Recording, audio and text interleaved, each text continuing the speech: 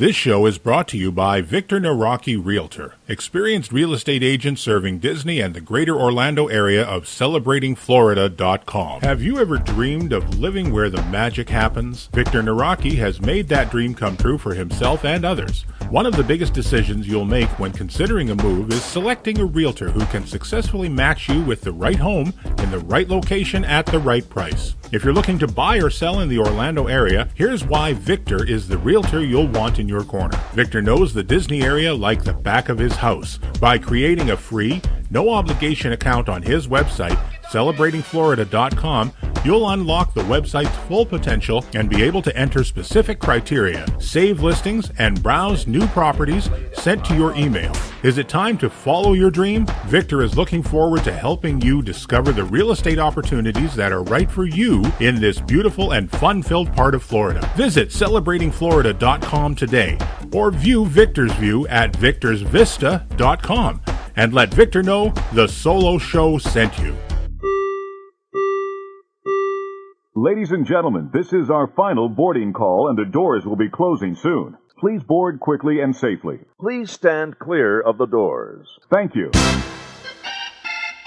Broadcasting from the Solo Studios in the back room of Geppetto's Workshop here in Winnipeg, Manitoba, the center of North America on this little planet we call Earth, this is the Solo Show. On this adventure, Stan comes out of his turkey coma early and welcomes the host of the Being a Fan of Disney podcast, Cody Havard, to the guest host chair.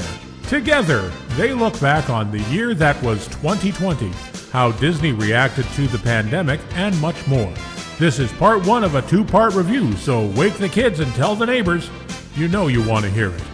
So now, please welcome your host, the man who taught a cricket named Jiminy how to sing. Here's Stan Solo. When you wish upon a star.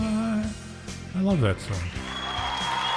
Hello and welcome to another edition of the Solo Show. We're doing a two-parter. I got a feeling this is going to be a long one. We're doing a year in review, and what better guy to get to do this with than Cody Havard from Being a Fan of Disney podcast. And you're a teacher, and you have a Disney class. What is this? How do I get into this class? What are you doing over there? Yeah. So this is a class that I teach in the Honors College at the University of Memphis. And we have these different forum type classes that allow students to kind of unplug, take classes outside of their major or minor, take classes with other students they typically wouldn't in their majors or minors, and then to see a professor in a different light. And so I typically teach sport marketing and international relations. I research and write about in-group behavior and rivalry and kind of that conflict between people. So when students see me or hear me talking about Disney and being a huge fan of Disney and what it means to be a fan,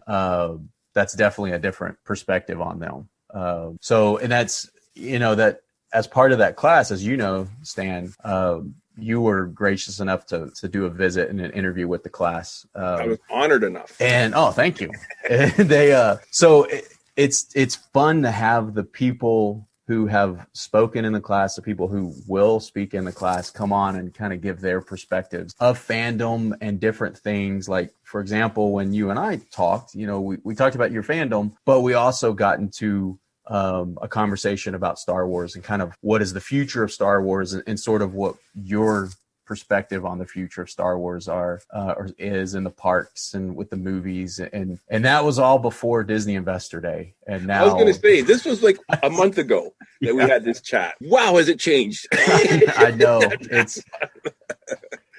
Somebody said it's the MCUification of Star Wars, right? I mean, all of these connected stories, it's really, really exciting to see what's going to happen with everything. Yeah. So I wanted to talk 22. Now, Cody, 2020 has not been a great year. It's not. I didn't pick you for this because you remind me of 2020 in any stretch of your imagination. Don't take it the wrong way. I think you're a smart guy. I want to have a smart guy on here with me for this one. But 2020 has been, if you want to call it a dumpster fire, you're insulting dumpster fires. Let's face it. It has been a struggle to say the least, right? Yeah. It's been a different year, a year hopefully like we won't experience again, or at least to the same kind of intensity that we've experienced it. So yeah, it's been weird. And I really appreciate you having me on to do this and to talk specifically about this, because that's kind of one of the things we talked about in class and the other classes that I teach, is just how everyone is dealing with this and how companies are having to navigate this, and, you know, how consumers and fans are going to react to this traumatic experience, and how things will move forward to a new normal. I don't think if things are ever going to return to the way that they were. It's how are we looking in the future, and how are companies going to do that? So I thank you for having me on to be able to talk about this. Oh, I'm happy to have you. Well, and that's the thing what's great is that you talk about how businesses react. And when we compiled this list, at first you're thinking 2020 was a horrible year. But when you look at how Disney reacted and adjusted to the year and what the curveballs it was sent, you could really see that Disney knows what they're doing.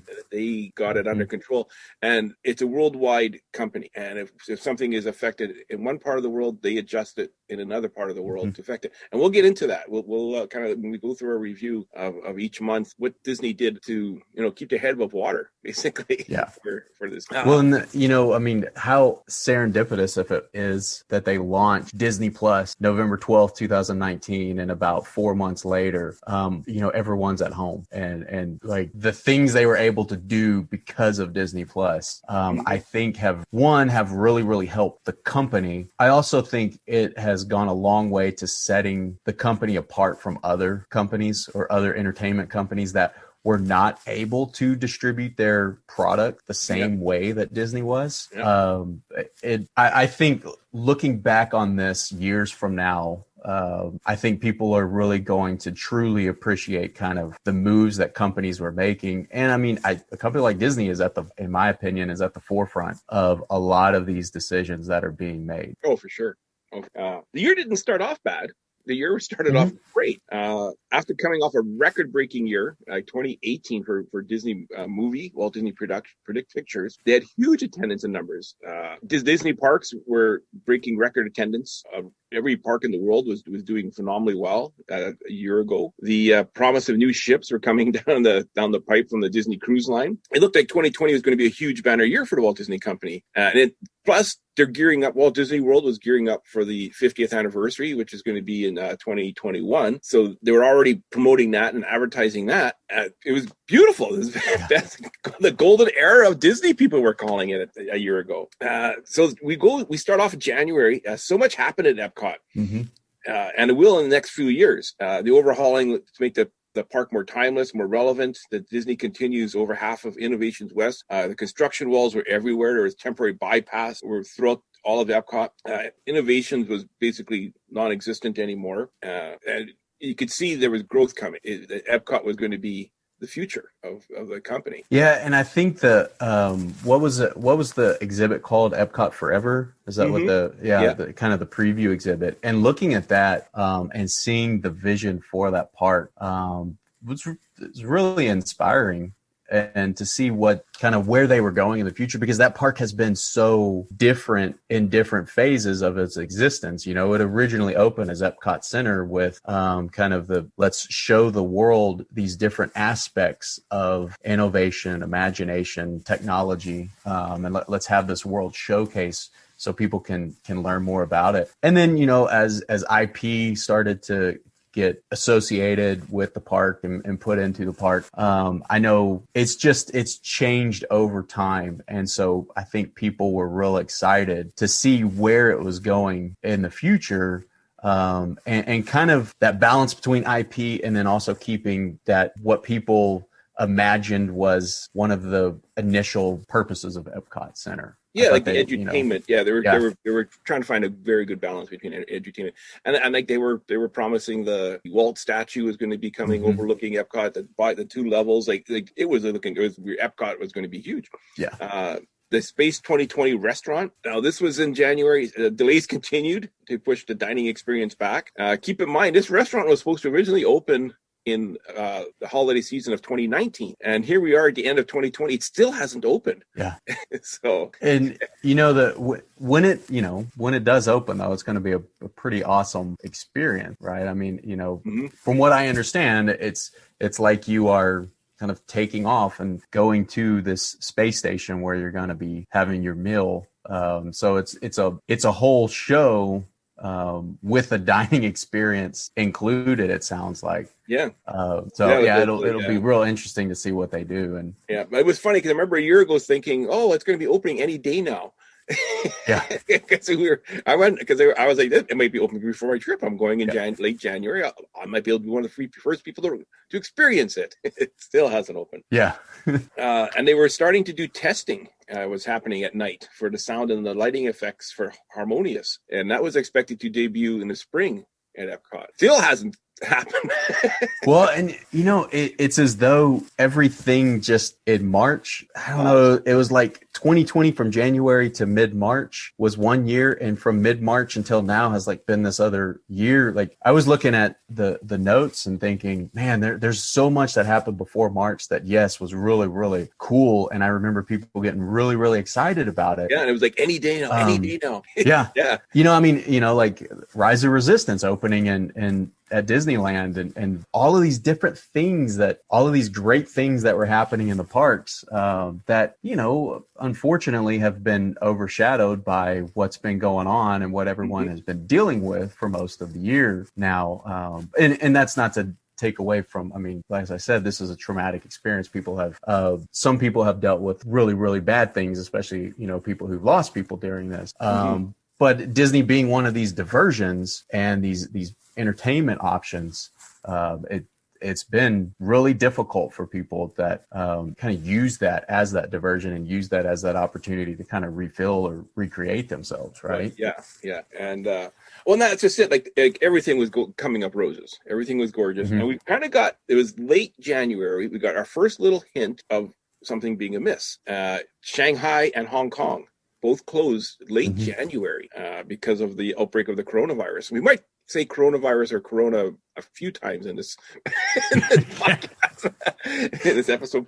But yeah, that was kind of like the first little hint of, okay, this is getting kind of serious. And that's late January. Like when you think back of it, I don't remember it being that early in the year, but yeah, the first month. Yeah. And, I do remember there being kind of the talk on internet and in different groups and everything about all of this, and but it hadn't really, I guess, hit the conscience in North America, right? So as things happen, people kind of focus on things that are happening to them. So yeah, we really didn't know much about this at that point. Rounding out January, getting into February. Yeah, and it's interesting, because so on a personal note, that was the first trip my wife and I took to Walt Disney World in a long time. It was her second trip ever, and it was like the last week of January, first week of February. And at that trip, I started noticing, like every once in a while, you see somebody wearing a mask. Like 2 years ago, 3 years ago, you see somebody wearing a mask in the airport or on the plane, and you kind of wonder, like, are they sick? Are they trying to? I saw more people than ever on that trip, especially in Chicago. There was quite a few because we do a layover in Chicago, and I started getting like, should I be wearing a mask now? Yeah.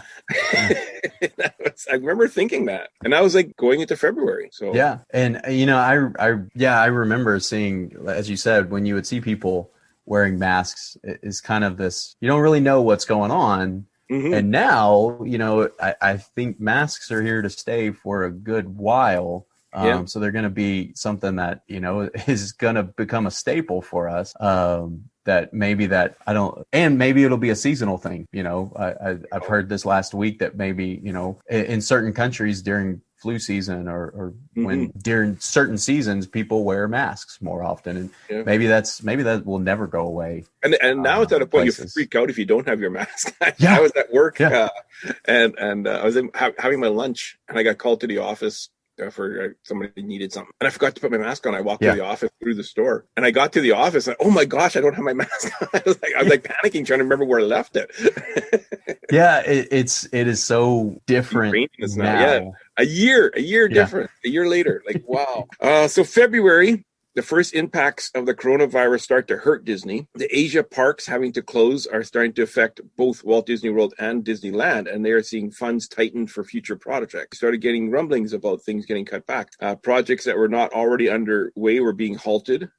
Entertainment was being taken back. They were starting to let some of the entertainment go. Operating hours were being shortened, and there was no timetable at all at this point when the Asian parks are going to open again. And you could see already the Disney company reacting. Mm-hmm. And like I was saying, what affects one part of the world affects the other part of the world in this company. Yeah, and it definitely was not business as usual in the United States part because of what was going on in some of the international parks. And but one thing on here that's really interesting to me, February 19th, the Regal Eagle Smokehouse opens.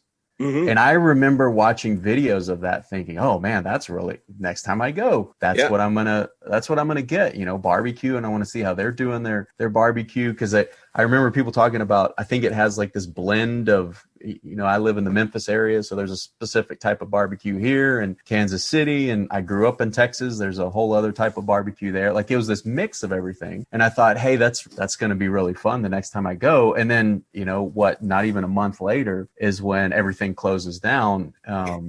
It's not a great time to be opening something new and trying to get people interested in those things, right?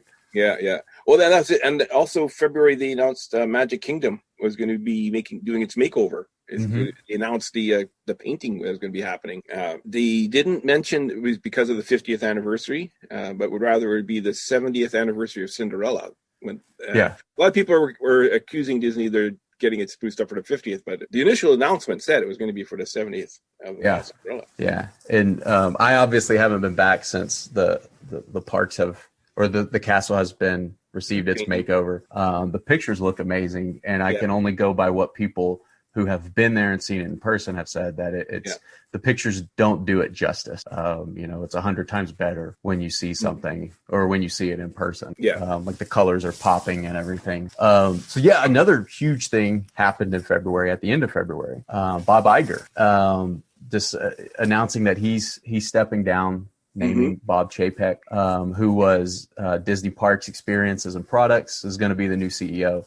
I remember I was walking across campus from lunch, and I get the messages on my phone, and I start reading through, and I had probably finished listening to the Bob Iger book for the third or fourth time, because I get the audiobooks and I listen to them over and over again, because you get some new stuff every time.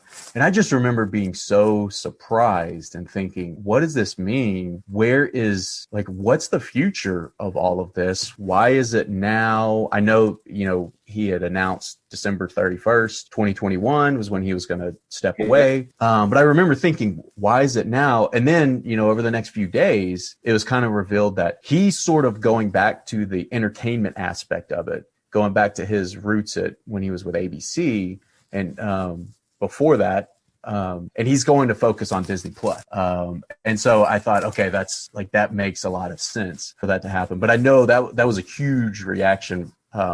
What did you make of that announcement? Because it was pretty sudden. Yeah, well, what was funny was, exactly, it was sudden, and I'm kind of like, well, what's up with this? And then it was almost like as if he saw the future, where Disney Plus is the place to be. Like talk about timing on this guy's part. Everyone else is not making money, but I'll be in the one place that is. It's like he knew something was going to happen almost. Well, and I don't know if you have read or listened to his book, but in one of the chapters in it, he talks about Disney Plus, and he talks about this new model and kind of how everything is changing, and how rather than being disrupted by someone else, they basically were going to disrupt themselves. They're going to disrupt their own model. And one thing that stuck out to me in the book is he was talking about in performance evaluation. There's a new metric, new way that they're going to have to evaluate performance, and they're going to have to evaluate things like revenue and I still have not wrapped my mind around all of that. I still haven't wrapped my mind around like the movies that have gone straight to streaming. Where's the offset from a revenue perspective for it going straight to streaming than like going into movie theaters? And I think that's kind of going back to his book. That is what he was talking about is, I think there's a lot of people who are not going to, it's going to take a long time to make sense of this, because we've just been in this mode of this is the way that it works. And it's all about return on investment. It's all about this. And, now everything has changed. And as we said, and you just said now, I mean, talk about seeing into the future, and other companies having to essentially catch up, with what was going on starting, on our timeline here in about 3 weeks, in March. And they really, they hit the ground running at just the right time. Yeah. Hollywood Studios starts to see cuts as the Asia parks were still closed towards the end of February. Mike Winowski was leaving the meet and greet area. Bo Peep, they took out of Toy Story Land. They're trying to still create the magic in the parks and save money at the same time. You can see it's really, and also at the end of February, Japan closes because of the coronavirus outbreak. So it's happening, it's spreading. This brings us to March. In mid-March, all 12 Disney theme parks around the globe are closed. This has never been a time in Disney history where all parks in the world were closed like this for an extended period of time. At the time, domestic Disney was scheduled to reopen for guests on April 1st. However, few people believe that to be the case, myself including. And Disney sent home all the Disney College program cast members. Doing this since during this long time closure. They were buckling down at this point. I mean, kind of preparing sort of on the fly, but also preparing for what they thought would happen in the future.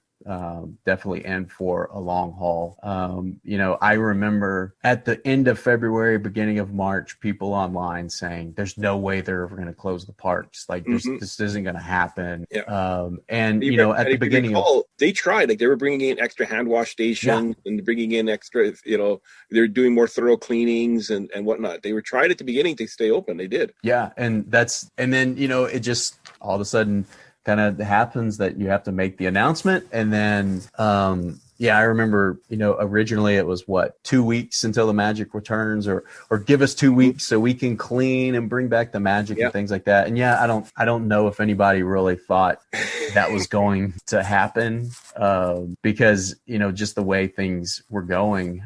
And I guess it was middle, kind of that beginning of the third week of March is when kind of everyone went into quarantine, or everyone went into lockdown.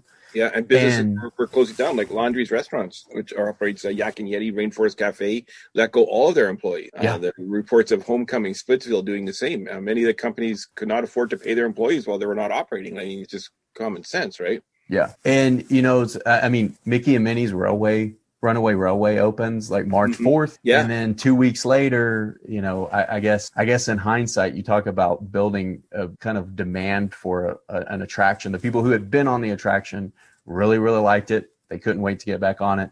The people who hadn't been on the attraction and had watched the videos, and I know, everybody says don't watch the videos, but I can never help it. People get excited about things like that. And then all of a sudden it's like, okay, well, it's going to be gone for 2 weeks and 4 weeks. And then it turns into I think it ended up being closed for 10 weeks. But as you said, the company where it's one place, it's having to scale back, the other place or another avenue, it's full steam ahead to try to make up for that. The things they did on Disney Plus, March 6th onward was released in theaters. The kind of quarantine is announced. March 11th, which I believe was that first weekend when people said most states in the United States and most places in North America were saying they were going to quarantine. That's when Frozen, or I'm sorry. Hang on. March 6th, Onward came out in theaters. Yeah, Onward came out in theaters on March 6th. Yeah. And then on March 7th, Frozen came out. Yeah. Frozen 2 came out on Disney Plus. March 15th is when they released it on Disney Plus.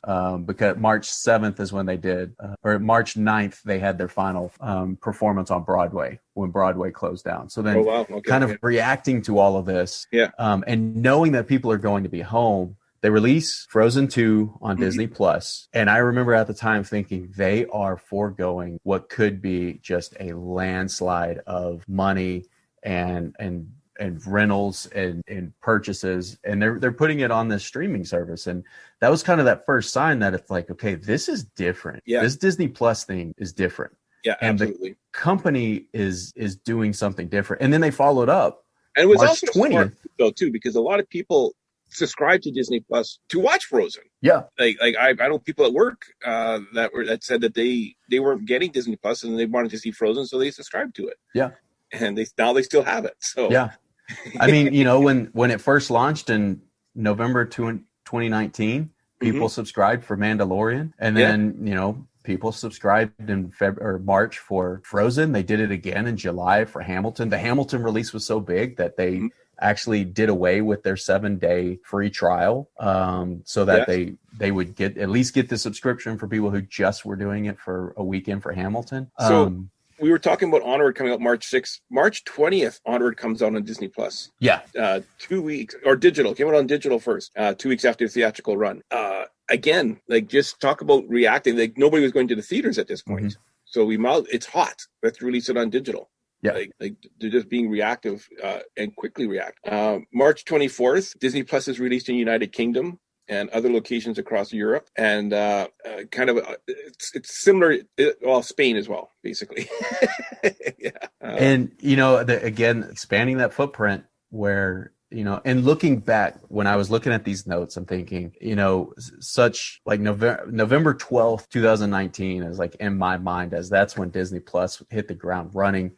And then to see all of the countries that it was expanding to during the pandemic, that had to be a welcome sign for those countries as well, for people in those countries, that it's like, hey, now we have this service that we can consume, and we can kind of have some of that magic, and so that had to be very welcome to a lot of people during all of that. Yeah, just the timing is amazing. Okay, so then moving into April, domestic Disney theme parks, Disneyland Paris, are closed until further notice. Tokyo Disneyland has not given any reopening date yet. Shanghai, Hong Kong also don't have opening dates, but Shanghai has select dining and retail has reopened in Shanghai in early April, as well as the Shanghai Disneyland Hotel reopens. So we're starting to see things coming back slowly in early April. And here's a question for you. Was there a time at any point when everything parks related around the world was closed down? Like, I know there was a time when all of the gates were closed. Was there a time when all gates, shopping, dining, hotels, was there a time when everything was closed? No, this was yes, it was. Yeah, at the end of March. Okay. Every hotel, every cruise line, every movie production, everything was halted. Yeah. And at the end of March. The only thing running at that time was Disney Plus. Yeah. Yeah. That was the only thing that was still going. Which it kind of helped save the company a lot of harder times as other companies were seeing or having to go through. Yeah. Like Carnival Cruise Line, they don't have much else other than cruise line. Also in April, the NBA is reportedly seriously considering Walt Disney World as a potential site to finish off the 2019-2020 season. Bob Iger has been on calls with the NBA commissioner Adam Silver. NBA players would stay on property at Walt Disney World and is essentially quarantined with routine testing. Players would be bused to ESPN Wide World of Sports, where there would be 3 venues in which games could be played. All games would be without fans and only essential personnel. The resorts the NBA players would stay at would be restricted to the NBA and Disney staff, and no one else would be allowed. This is unthinkable, almost as a event. And here's something that this was really fun for me, because over the summer when the NBA was about to start playing, there's a couple different things that I write for that do like case studies for business students, and I actually got to do a case study on the NBA bubble and the WNBA bubble in Bradenton. And so it was a lot of fun to kind of get into seeing how all of this came about. And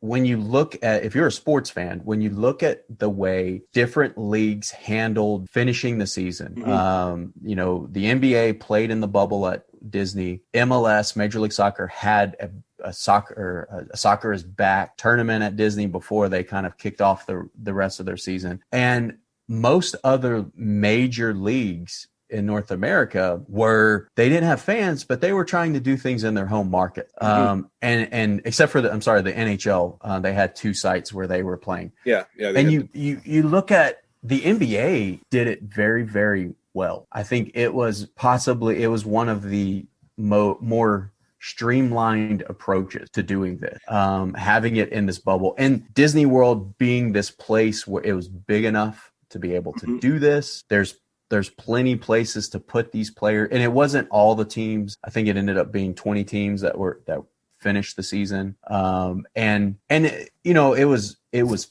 fun to watch those games, to kind of see the novelty aspect of it. Even the things like how the NBA dealt with having no fans. They put up huge screens around the court on three sides that it would seem like a hometown or a home game for whoever was the home team on that schedule, having virtual fans. Yeah. And not only that, like, look at how much revenue this brought to the Walt Disney World Corporation when potentially there was zero coming in. Yes. And the jobs it created at these resorts and everything too. Yeah. Like it was a amazing feat. Yeah, that this was accomplished. And I don't know if this got talked about a lot, but one aspect of this was Disney was trying to kind of make inroads with the NBA to have regular season events held at ESPN Wide World of Sports. Yeah. So maybe in the future we would see, I don't know if it would be an all-star game, if it would be kind of a mini tournament, or kind of like the NFL does games over in Europe, maybe, or other countries. Maybe you would see a few regular season games played at Wide World of Sports. Basketball like they do the baseball? They do. They do at Walt Disney World? No, not at Walt Disney World. Okay, that's now. Yeah, I mean that's the potential to be able to do that. And now, as far as I know, the Atlanta Braves no longer play at Wide World of Sports for spring training. So, and as far as I know, they don't have another team that is taking over that championship stadium. So they need other sports properties in there to kind of to draw people in. So yeah, maybe you'll see teams start having their training there.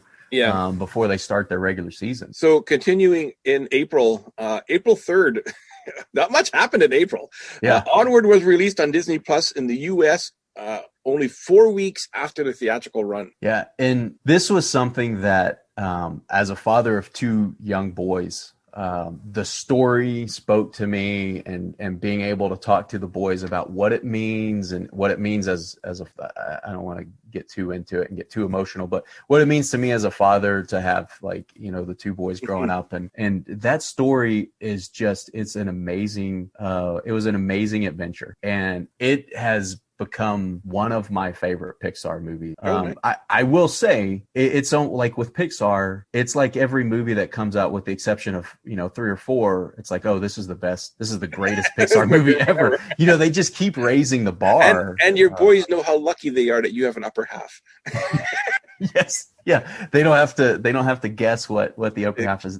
And my boys love to they already get embarrassed by my dancing. So that dance scene of his legs dancing and them saying, what's the upper half? That this dance kind of has to look like this. I think they already know that. Yeah. So May we start seeing some more glimmer of light. Shanghai Disneyland reopens with guests beginning May 11th. It's the first Disney park around the globe to reopen since the closure of COVID because of COVID-19. This was announced during the most recent Disney shareholders meeting, and it is noted the attendance would be kept well under 24,000 guests. Disney also said they would ramp up 5,000 guests per week. I don't know if that, I guess it was like 5,000 every week. They allowed 5,000 more based on what the government would allow and their own operational concerns. And that was kind of like the footprint and the plan as the parks reopened. Yeah, that was what they were going to be able. They were going to be able to test this in some of the international parks, and they were going to be able to see how it would work. And it seemed to work out there, and so. They brought it over at least to the East Coast. Yeah, I was kind of shocked to see that Shanghai was one of the first ones to open, because you kind of always assumed that China was where everything was the worst. Yeah, and it wasn't getting any better. Then all of a sudden, Shanghai announced it was open. Hong Kong Disneyland currently does not have any reopening dates. However, as of mid-May, they were testing different procedures with cast members in addition to some of their resort operations, having reopened the start of things going much like Shanghai did. Disneyland Paris did not have a opening date planned at all for May. Disney was asked about Disney Cruise Lines at the shareholders meeting, and Disney CEO Bob Chapek noted that this would be the last of Disney's travel businesses to open. And at that point, he said in a few months. Yeah. Another note is the Adventures by Disney canceled all their trips through July at this point. And as of the end of January, they're still all closed. Yeah. On May 20th, Disney Springs opening. You know, that was kind of this breath of fresh air. Yeah, I remember watching Lou Mangello's walkthrough of that. Yeah. Early in the day, and then when he went back and had other people with him, and just not really anticipating how great it felt to just see people walking around there again, even though you know I'm not there. But it is, as we talk about these diversions and Disney being like this place of kind of refuge for people to deal who want to escape different things. Like it was just really, really nice to see that.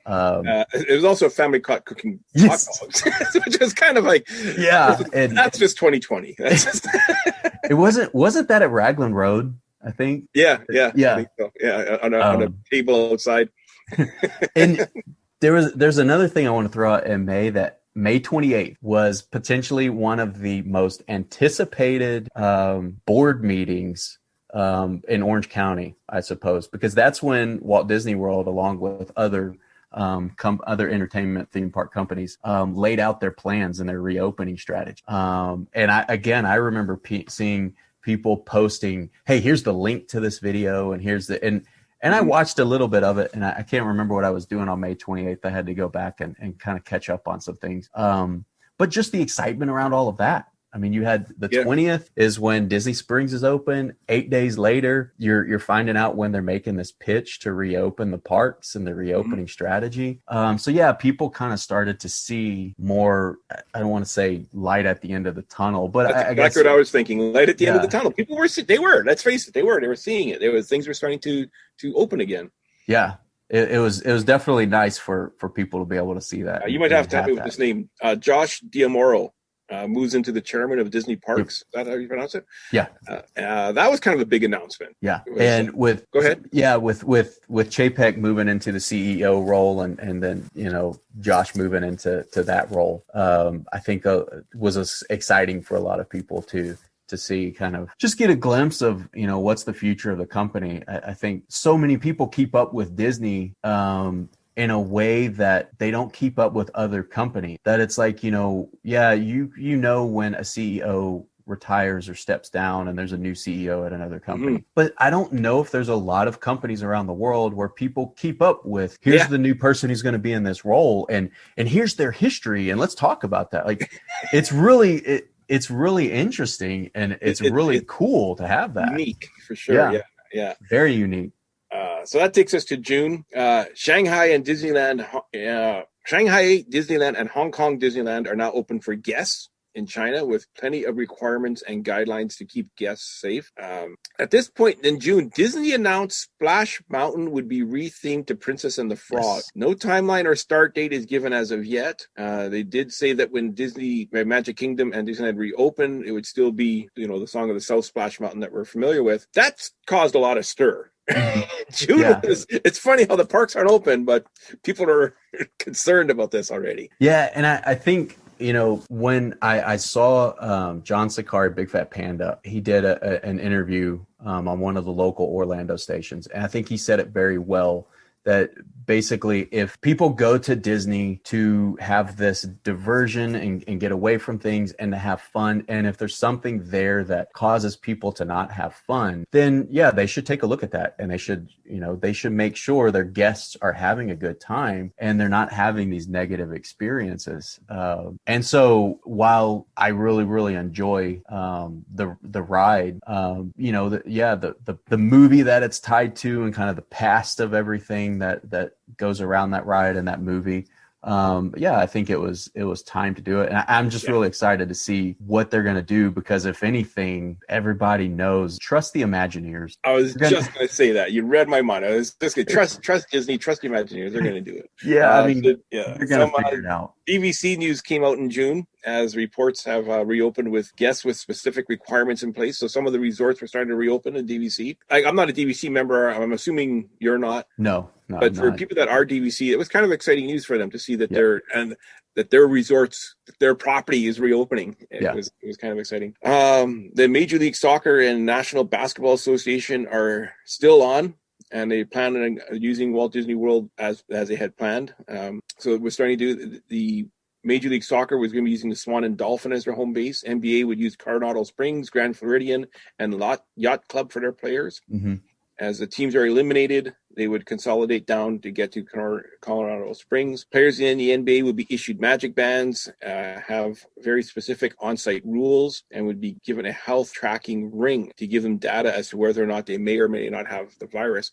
Yeah. And I don't understand why. I mean, we have the app, but give everybody one of these rings already, because they seem to work for the NBA. Well, and here's another thing that the NBA, it didn't come out until either the end of the season or maybe even afterward. The NBA, they were doing their full range of testing, but they also had been working with, and I can't remember what universities it was now, they were working with this rapid testing technology, these new ways to test on a daily basis. And so, you know, for someone who teaches about sport, and in those classes we talk about what sport can do, because there's a lot of positive things people like to say sport does. There's a lot of negative things sport does as well. This is one of the positive things that sport did is, look, you use this opportunity to not only kind of bring back your sport for your consumers, but you use this for what seems like the greater good. You were able to test this. And so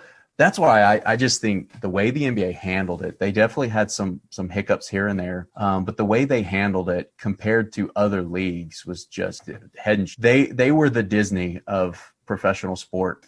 And the way they handled it. Good way to put it. Right? Good way to put it. And those, I think I heard the way those rings work is if you were 6 feet or less from somebody else wearing a ring, it would vibrate or give off a sound or something to remind you to back off. Seems like a pretty brilliant idea. Yeah, I want everyone in my store wearing one of these. So I mean, I guess after a certain amount of time, after was it like 30 seconds? If you're that close, it would start beeping. The only other news really in June was Disney Plus was released in Japan. That's a huge market, the Japanese market, and so. It took a while for them to get there, though. Yeah, well, and they got a big surge of subscribers. I think in at the end of April, maybe, is when they passed 50 million subscribers. Yeah. I mean, they got another huge list of subscribers when they were able to open or launch in Japan. And yeah, like I said at the beginning, I think November 12th is when all of this started, but it rolled out and across the world in different times. Very welcome sight for those consumers for sure. Yeah. So that's our first 6 months. It started off gumdrops and lollipops and went south very quickly. But by the end of the first 6 months, things were looking up. Yeah. Disney Springs is open. Hong Kong is open. Shanghai is open. DVC is starting to open. The NBA is happening. Things are looking better. Yeah. So let's find out what the next 6 months look like. So tune in next week and we'll continue our year in review. Yeah. Anything to add to that? I think it's just a testament to how the company handled everything, that the foresight that they have, they knew Disney Plus was the future. They did not know Disney Plus was the present when all of this started. But the way that they were able to handle things and doing things in a safe manner, and just the trust that people have in the company is so important to the company, that they were able to kind of see things through. And a lot of people look to them for these silver linings and these marks of, hey, things are starting to get better. Yeah. So we'll continue next week. So be sure to tune in. Ken, take it away.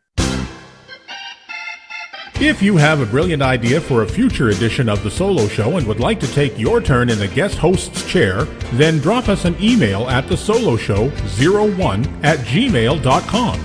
Tell us your idea for the show, and we'll contact you about a date and a time for you to join us. If you would just like to keep the conversation going or have a comment about a previous show, then visit us on Facebook at The Solo Show. All logos, sounds, and songs that are made by and for Disney and its affiliates are owned solely by the Disney Corporation and are not, nor are they intended to be, the ownership of The Solo Show podcast. We hope you'll join us for the next adventure on The Solo Show. Thanks for listening, and bye for now.